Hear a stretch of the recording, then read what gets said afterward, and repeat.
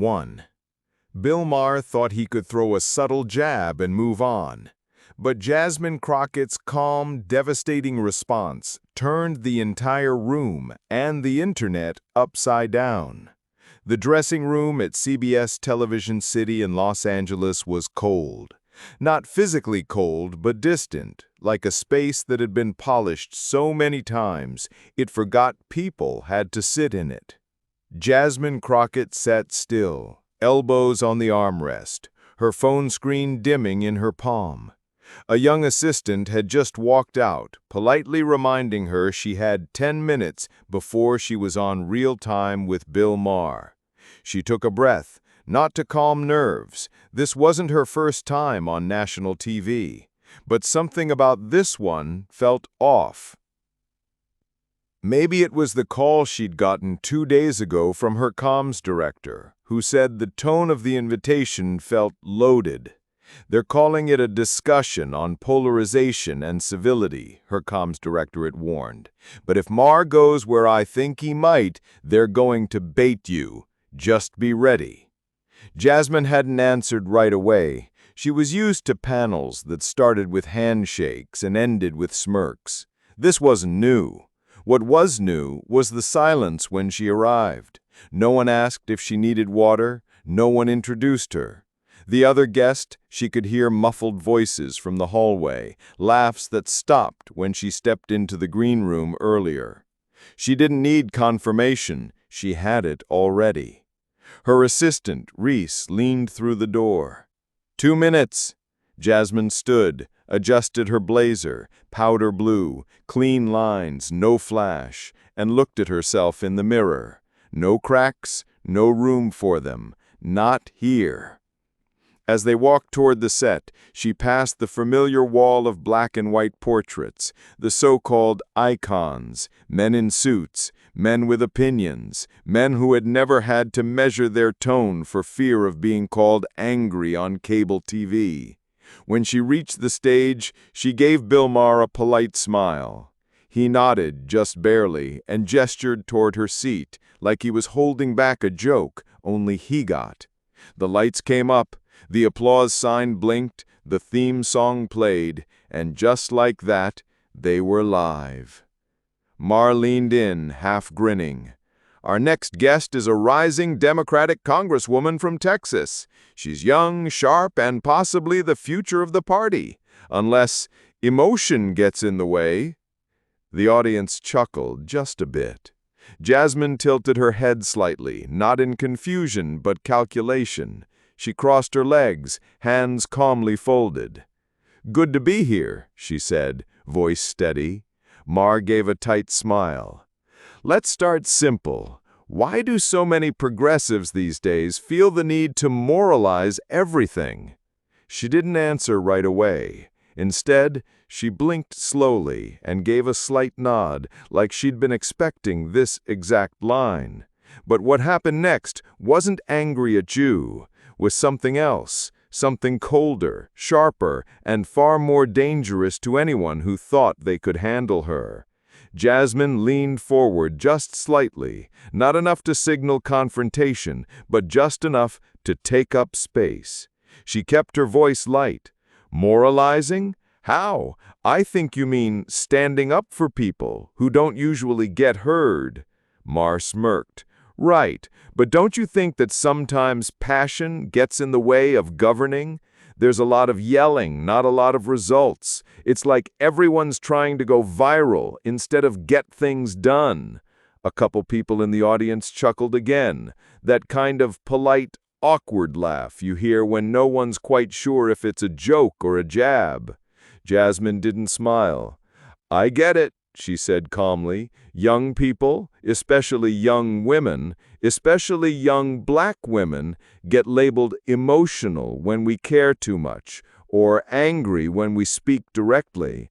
Meanwhile, someone else can lose their temper, curse on air, and it's passion. Interesting, isn't it? Maher shifted in his seat. You're making this about identity. I'm talking about approach. People want solutions, not lectures. And I'm telling you, Jasmine replied, that you can't separate identity from approach. If someone spends their life watching their communities get overlooked, underfunded, and blamed for problems they didn't create, what do you expect them to sound like? When they finally got the mic softened, the tension thickened, the audience quieted, not out of discomfort, but anticipation. Maher raised an eyebrow. But isn't that the problem? Mics become a weapon instead of a tool. Every moment's a chance to clap back. I mean, it's almost like Congress is a stage now. Jasmine chuckled, not because it was funny, but because the setup was too easy. You know what's wild? She said. It has always been a stage. You just never noticed. When the same people were writing every act, now that someone new is reading from the script, suddenly it's performative? Someone in the crowd said whoa under their breath. Others began nodding. The camera didn't cut away. It lingered on Maher's face. He reached for his water. Okay. Okay, so let's take the emotion out of it. Policy-wise, what's actually being done that depends, Jasmine said. Do you mean what's being proposed or what's being blocked? He tilted his head. Explained. She did. Let's take voting rights. I helped draft language that would have made it easier for working people to vote. More polling places, stronger mail and options protections for people with disabilities. That's not emotional. That's structural. But every time we bring it up, someone accuses us of overreaching. So I'm asking, who's really holding progress back? Maher shrugged. Maybe it's just not that simple. No, she said plainly, it is that simple. What's complicated is trying to justify keeping systems that work for some people while pretending they work for everyone.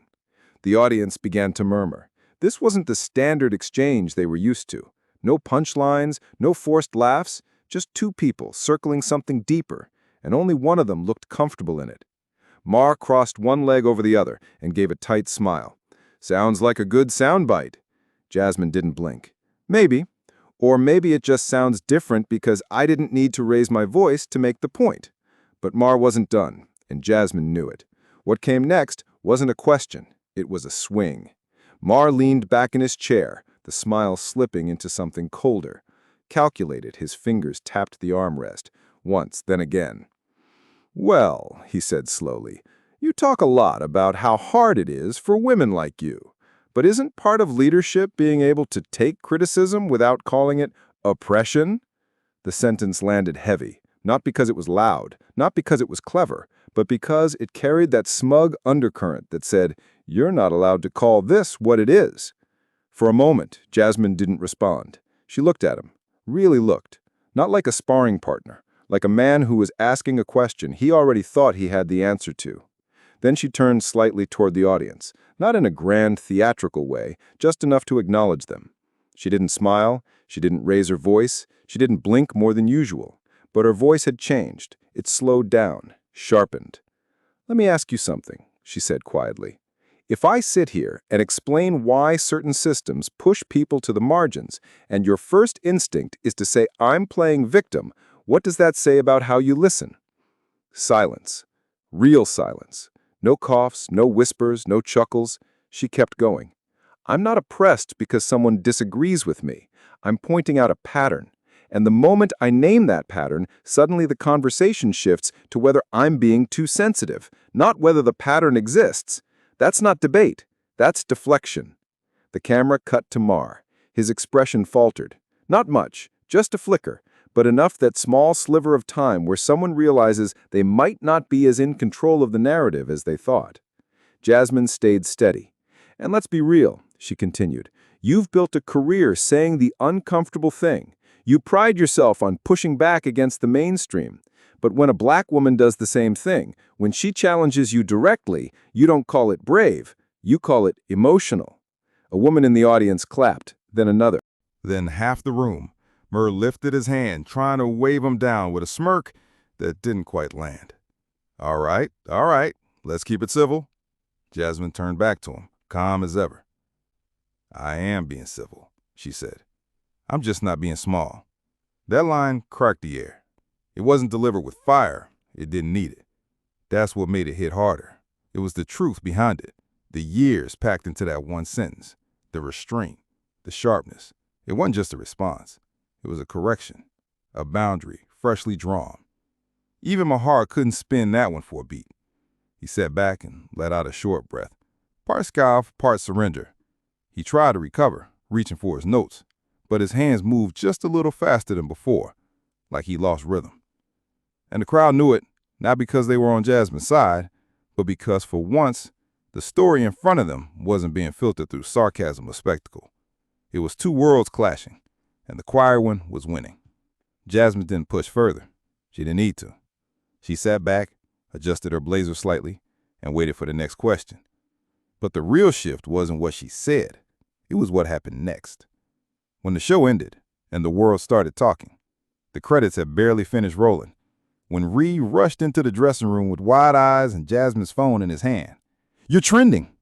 Jasmine raised an eyebrow. She peeled off her microphone. "Already know on Zan. Climbing?" She took the phone from him. Mentions were flooding in. Some were screenshots. Others were clips, just 15 seconds long, showing that one moment. "I'm not being small." It was looping, edited into GIFs, memes overlaid with dramatic music, typed out in white bold font under the words, "Say that again?" She exhaled through her nose. "They're going to twist it." "They already are," Reese replied. "But you should see the comments. People are eating it up. Like, this isn't just political Twitter. It's everyone." The producers didn't come in to say goodbye. There was no post-show handshake, no follow-up thanks, just the usual assistant with a quick, "You're clear," before walking away. That was fine. Jasmine wasn't looking for a postmortem. On the drive back to the hotel, her inbox filled with messages from staffers, journalists, and friends from back home in Dallas. Some were proud, some were in awe. Others just said, "Damn." Her mother texted, "You were raised right. That man thought you had you figured out. He didn't." But the praise wasn't the only thing buzzing. By the time she got to the hotel elevator, a headline had already gone live. Congresswoman Crockett lashes out at Bill Maher in on-air clash. She stared at it, shook her head once, then handed the phone back to Reese. "Lashes out," she muttered. "Every time a woman sets a boundary, it's violence." Reed didn't say anything. He just pressed the elevator button and looked down the stairs. Jasmine finally took off her heels. The quiet of the hotel room felt heavy but familiar. She flipped on the muted news, only to see her own face on the screen, talking without sound. A panel of talking heads debated whether she went too far. One of them said, "This is why Democrats struggle. They alienate people with this tone." Another countered, "She didn't raise her voice once. She was surgical." Jasmine didn't listen long. She sat down, rubbed the arch of her foot, and reached for the remote. But just as she was about to power the TV off, her phone vibrated again. This time, a call. Unknown number, Washington, D.C. area code. She let it ring twice before answering. "This is Jasmine." A male voice on the line, calm, controlled. "Congresswoman Crockett, this is Ed Ramos at CNN. We'd love to have you on tomorrow morning for a segment, just to follow up on your appearance tonight." She didn't respond right away. "I'll have my team get back to you," she said eventually. "Thanks." After she hung up, Rhea asked, "You want me to say no?" Jasmine leaned back in the chair, looking at the darkened city outside. "I want you to say we'll think about it." She didn't need to rush into another headline, another table of people waiting to misread her on purpose. She wasn't running from it. She just didn't want to be a moment, not when she was building a movement across social media. People were quoting her not with hashtags or slogans, but with something deeper. Some wrote about their own workplaces, how they've been told to smile more, talk less, not take things so personally. Others shared how they were raising their daughters to speak without apology. It wasn't just politics anymore. It was personal. Jasmine scrolled through a few more posts, most anonymous, some not. One stood out. A selfie of a schoolgirl from Columbus, Ohio, holding up a sticky note with Jasmine's quote written in Sharpie. "I'm not being small." But the wave that was building around her didn't stop at applause. By morning, the backlash was coming, and it was louder than ever. By 7 a.m., the headlines had multiplied. The word click. Back was, in half of them, fiery exchange, Congresswoman torches, mar the usual flair of digital sensationalism. but underneath it all was something more telling. The split-cable news panels picked it up. Morning radio weighed in. Podcasts released emergency episodes. Some called her brave, others divisive.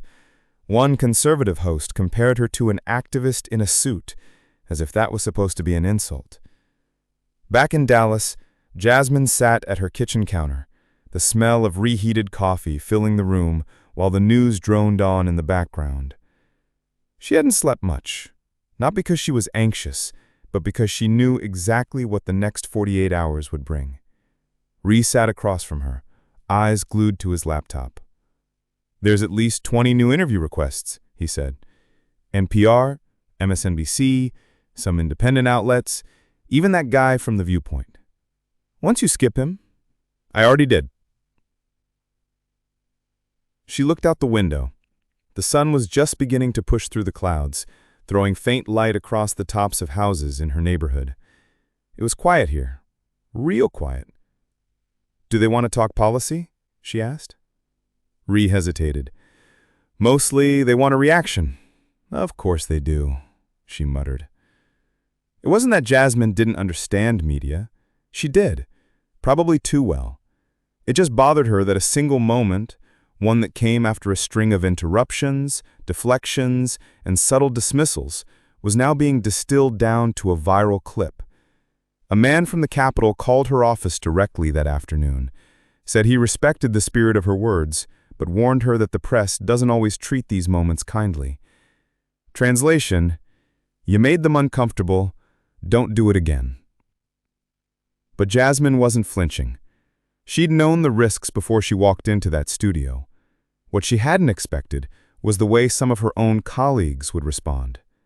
An older congressman, someone she'd once respected, tweeted something about decorum and unity without naming her. But everyone knew who it was aimed at.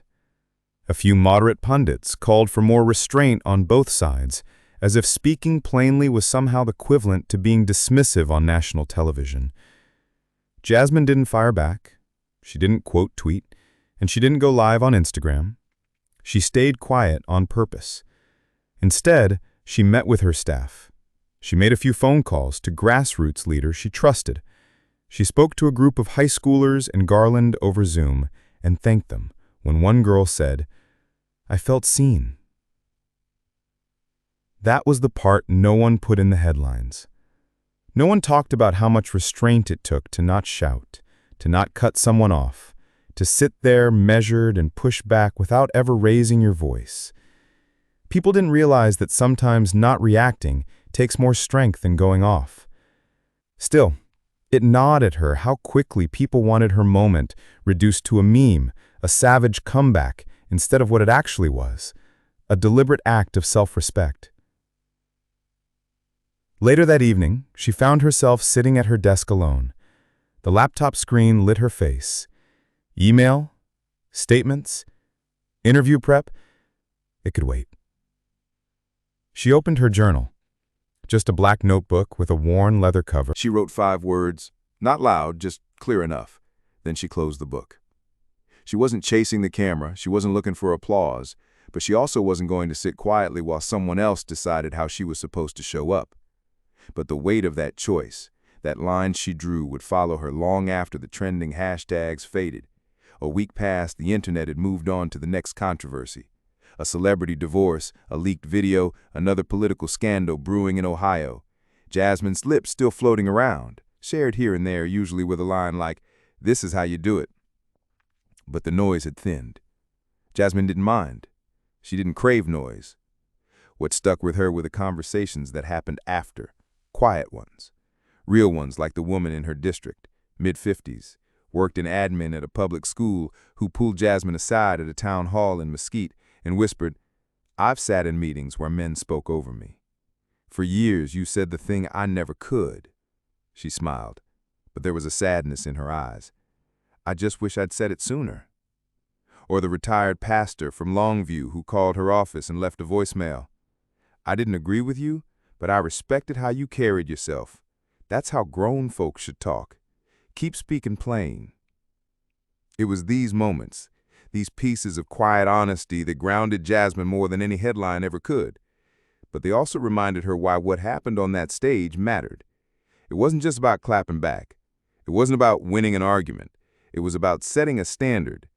There's a pressure that comes with being in her position, not just as a politician, but as a black woman in rooms where decisions are made before you speak and judged harder after you do. People like to say, just focus on policy. But when your identity is treated like a distraction, neutrality becomes a luxury you can't afford. She thought about that as she spoke to a group of interns visiting from smaller Texas colleges. They sat around a long conference table, notebook open, eyes wide. One of them, a young man from Lubbock, asked, "How do you decide when to speak up and when to stay quiet?" Jasmine leaned back in her chair. "You don't wait for the moment to feel safe," she said. "You speak when the silence feels heavier than the risk." They wrote that down. Another intern asked, "How do you not get angry when people talk down to you?" She smiled. "I do get angry, but I learned that anger doesn't have to be loud to be real. You don't always need volume to hold power." That wasn't something she'd read in a book. That was earned. That came from rooms where her tone was picked apart more than her ideas, from moments when she wanted to explode but chose not to. Not because she was afraid, but because she knew the impact of stillness. After the meeting, one of the interns lingered behind, a girl, nervous hands. She said, "I want to run for office one day, but I don't think people will take me seriously. I talk fast, I get emotional, people say I care too much." Jasmine looked at her, full of something gentle and steady. "Keep caring," she said. "That's the part they're scared of." They stood in silence for a second before the girl smiled and walked out, scribbling in her notebook. Jasmine stood at the window after they left, looking down at the slow movement of cars below. Everything felt noisy out there, but in here, in this exact moment, it felt clear. She knew her words on Maher's show had traveled far, but what mattered more was where they landed. Because that line, "I'm not being small," wasn't just for a viral moment. It was a reminder that strength isn't always loud, that clarity carries weight, that refusing to shrink